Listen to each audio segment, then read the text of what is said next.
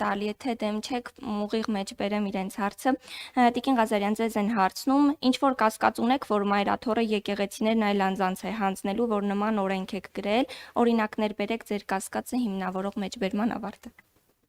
Շնորհակալ եմ հարցի համար։ Մենք այդ հարցը շատ մանրամասն քննարկենք ազգային ժողովի ագումար նիստում, հույս ունեի, որ հետևած կլինեք, բայց մի քանի պատմությամբ է հիմնավորվում այս թեման։ Նախ եկեք արձանագրենք, որ հուշարձանների պահպանությունը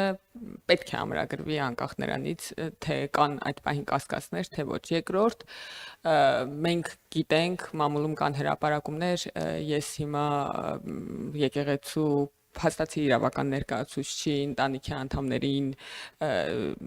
չթիրախավորելու համար անունները եւ հասցեները չեմ տա, բայց կան հրապարակումներ, որ Կտրուչ Ներսիսյանը իր թորներին օրինակ եկեղեցու գույքից բնակարան է չհերկված, ընդ որում կարա հերքի եւ այն մարդիկ, ովքեր դա հրապարակել են, միգուցե հրապարակային խոսեն այդ մասին եւ նաեւ հոգեվոր խորհրդի ներկայացուցիչներ են այդ մասին պատմել, որ եկեղեցու գույքից օտարվել են, նվիրվել են, սեփականաշնորհվել են իր ընտանիքի անդամներին։ Այս նախադասության մեջ իհարկե ամեն ինչն է աբսուրդ, սկսած այդ նրա ամբողջ նախադասությունը, հա, կաթողիկոսը իր թորներին նվիրել է եկեղեցու գույքը, այս նախադասությունը ծայրից ծայր աբսուրդ է, բայց հիմա այդ իրողության մեջ ենք ապրում։ Ինչ վերաբերում է մշակութային արժեքների նկատմամբ վերաբերմունքին, հենց Ազատության մեր գործընկերներին տված, ձեր գործընկերներին տված հարցազրույցում Ասողիկ քահանան, որ այդ պահին ներկայացնում է եկեղեցուն իրավաբանորեն, ասում է, որ իրենք Գեղարդից մի փշանք, մասունք նվիրել են Ռուսաստանի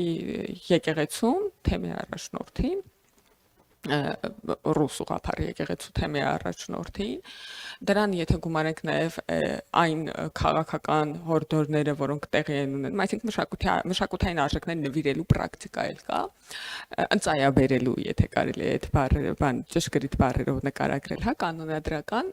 ընդ որում նվիրելու եւ ընծայաբերելու իմաստով, իրավական իմաստով այդտեղ ոչ մի տարբերություն չկա, այդ սեփականության օտարման հարց է առաջանում։ Դրան եթե գումարենք նաև այն խոսույթը վերջին 8 ամիսների, որ գեներացվում է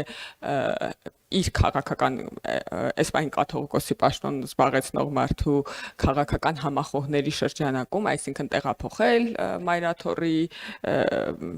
նստավայրը եւ Ռուսաստանից կառավարել, որևէ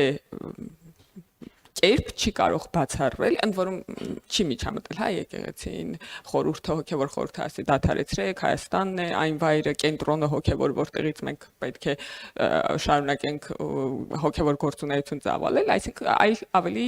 թեժացրել է այդ խոսակցությունները, ոչ որևէ կերպ չի բացառվում, որ օրինակ մեկ այլ հոգևոր թեմի ներկայացուցիչի ծննդյան կապակցությամբ կարող են օտարվել եկեղեցու գույքերը, ընդ որում ես չեմ ասում, որ ինքը կվաճառի օրինակ Տաշիր գրուպին մայրաթորը։ Սա բնականաբար աբսուրդ է։ Ես ասում եմ, որ հնարավոր է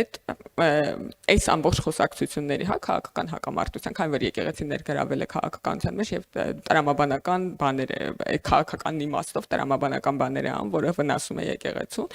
Ինքը կարող է օրինակ տեղափոխվել նոր Նախիջևանի թեմ եւ օրինակ նոր Նախիջևանի թեմի վրա գույքը գրանցել, ինչը հիմնավորվում է նաեւ նրանով, որ այս նախագծի քննարկումից հետո բազմաթիվ քահանաներ միջնորդավորված եւ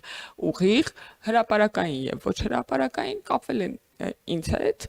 եւ առաջարկել են մյուս գույքերն էլ ներառել այդտեղ եւ ասել են, որ իրենք նույնպես այդ խոսակցությունները լսել են եւ այլն եւ այսպես շարունակ։ Սա այն մասով արդյոք ինչպես է հիմնավորվում, բայց նույնիսկ եթե որևէ հիմնավորում չլինի, պետության պոզիտիվ պարտավորությունն է, ընդ որում բազմաթիվ միջազգային կոնվենցիաներով պաշտպանել իր տարածքում գտնվող կրոնական հուշարձանները, կան երկրներ եւ առաջադեմ երկրներ, ժողովրդավար երկրներ, աշխարհի երկրների մեծամասնությունը, ովքեր որևէ կերպ ուրիշ որևէ կազմակերպության սեփականության իրավունք չեն տալիս։ Ասենք օրինակ Հունաստանում եկեղեցիները բացի պետությունից սեփականության իրավունքով որևէ մեկին պատկանելու իրավունք չունեն։ Եվ այդպես երկրները շատ են։